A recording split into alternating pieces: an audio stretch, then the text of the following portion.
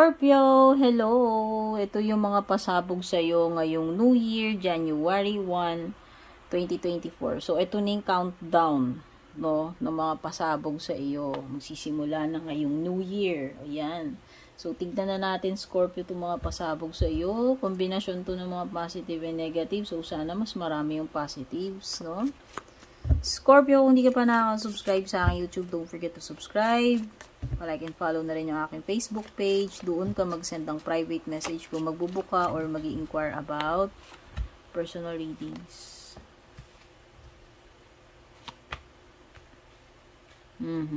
So, ayan. Magandang pasabog, bungad, goldfish. Ayan. Blessings yan pagdating sa material. O, diba? Meron kagad.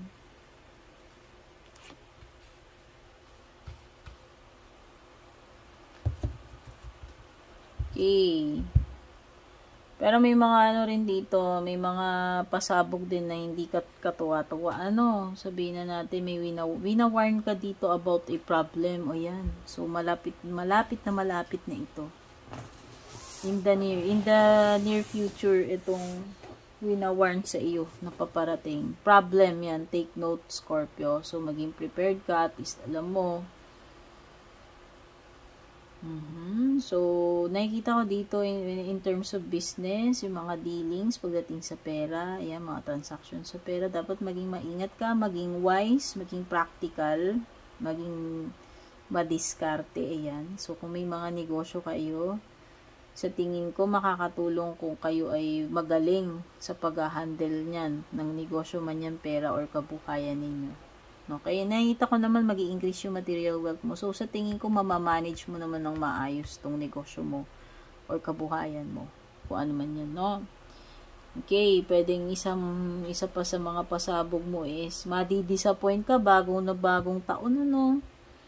So, yan. So, itong mga pasabog na ito, hindi lang itong January 1. Countdown to eh. So, starting January 1, ito, pwedeng mangyayari na itong mga pasabog na ito. Okay? Madi-disappoint ka. A friend or lover yung magdi-disappoint sa iyo.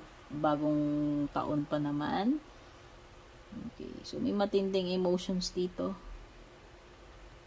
Or matinding positive feelings towards something na gustong-gusto mo. Passion mo eh. So, ibig sabihin, very passionate ka about something or someone. Ayan, ha? Pwedeng sa tao or sa bagay. Basta meron kang matinding passion towards something or someone. Oop. Tama yung matinding passion kasi may Ace of Wands ka. Passion.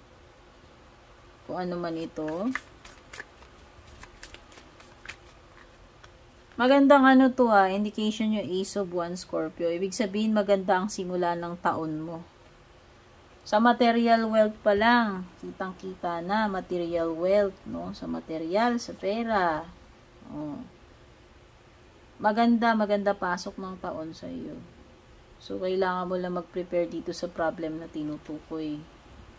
Yung mga disappointments na yan, hayaan mo na yan. Lumilipas din naman yan. Hindi ka naman forever magiging stuck sa disappointments. Diba? Yun naman importante doon. So, mas mag-focus ka doon sa mga bagay na bigyan na dapat mong pagtuunan ng iyong energies, which is yung mga positives. Para ma-maximize mo itong mga blessings mo. No? So, ayan. Syempre, kailangan mong i-attend yung mga problems. No? Hindi ko sinabing mag-focus ka lang sa maganda. Syempre, kung may mga dapat ayusin, bigyan ng attention, yung ano yung priority mo, yung mga bagay na importante, syempre, hindi yan mawawala, no? Pero ang ibig ko lang sabihin, huwag kang mag-dwell dun sa mga disappointment, sa mga nega. Yun lang yun. At mukhang may sisimulan ka with the Ace of Wands. Ito na yung matinding passion, no? Very inspired ka, maganda nga yung simulain mo, maganda yung pasok ng taon, no? Kung sa mga areas ng buhay mo yan, sa career man yan, sa love life, o sa ibang bagay.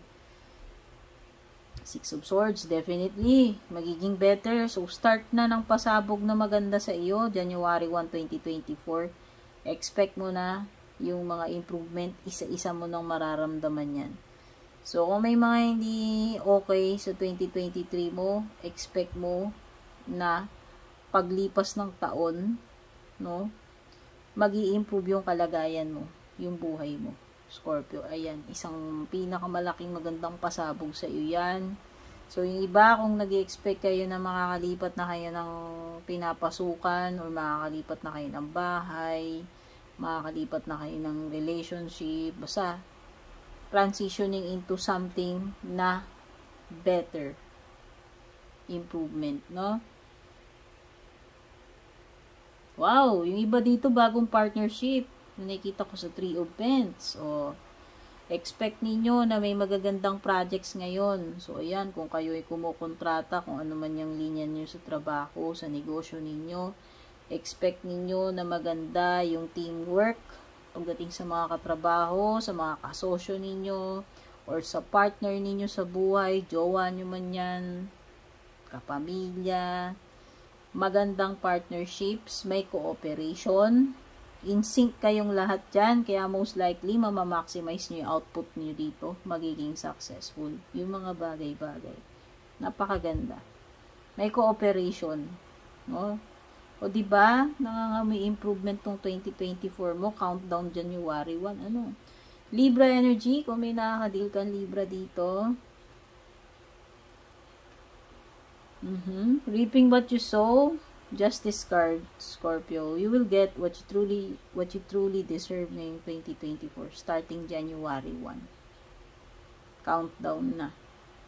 So, kung hindi naging fair sa iyo yung 2023, expect mo better ang 2024. Ina-assure ko yan with the Six of Swords and the Justice card. O, diba? So, eto yung mga pasabog na nakita natin, Scorpio. Etong New Year mo, starting January 1, 2024. More blessings to come sa iyo. Take care and kita-kits sa next reading.